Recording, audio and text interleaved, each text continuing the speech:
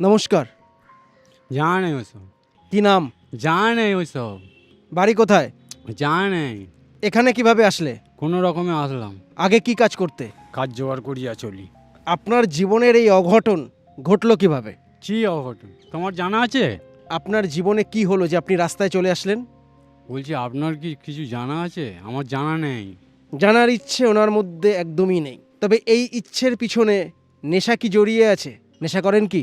অনেক কিছু খাই, কিন্তু যখন আমার ভালো লাগে তখন খাই, নাহলে খাই। গাঁজা? খাই কিন্তু ওই পারে খাই। কোন পারে? ওই তো ওই পারে খাই। এই পারে তো আপনাকে এ জন্মে দেখি নাই। তা আপনি কি করে আসলেন? আমি উড়ে এসেছি।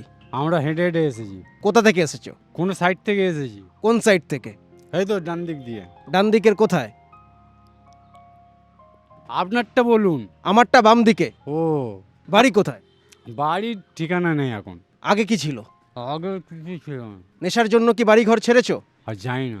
আপনি তো একজন পুরুষ মানুষ, ঘর সংসার ত্যাগ করেছেন কেন? ওইসব গল্প খুব একটা বুঝি না। কত পুরুষ মেতে নেশায়, তালা দিয়ে পেশায় হয়েছে কা পুরুষ। গাঞ্জা দায়িত্ব থেকে পালিয়ে সংসার জ্বালিয়ে ফেলে বৃদ্ধ মা বাপ, দূর প্রান্তে একান্তে কলকেতে নিচ্ছে তাপ। গাঞ্জা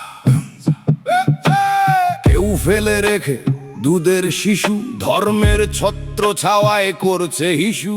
গাঞ্জা কারো বউ গিয়ে হতাশার গভীরে হয়ে দিশে হারা, নেমে নতুন সম্পর্কের তীরে চরিত্রহীন বলছে পাড়া। গাঞ্জা কারো বাচ্চা হচ্ছে বড় পিতৃ পরিচয় ভুলে, এই পাপসাদ জন্মেও মুছবে না, হবি তুই বৃদ্ধ যন্ত্রণার শুলে।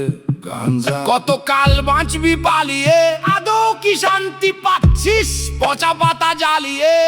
গাঞ্জা ধীরে ধীরে পাগল হবি, পা পা ভেঙে পড়ে রবি, তারপর যাবি পচে। গাঁজা খোরদের এটাই ফিউচার, কি ভাই গেলি খোঁচে লেবে গাঞ্জা টান টান। ডায়মন্ড হারবারের মহেশ ভাইকে জন্মদিনের অনেক অনেক শুভেচ্ছা জানাই, ধন্যবাদ জানাই পাশে থাকার জন্য। খুব ভালো থেকো তুমি।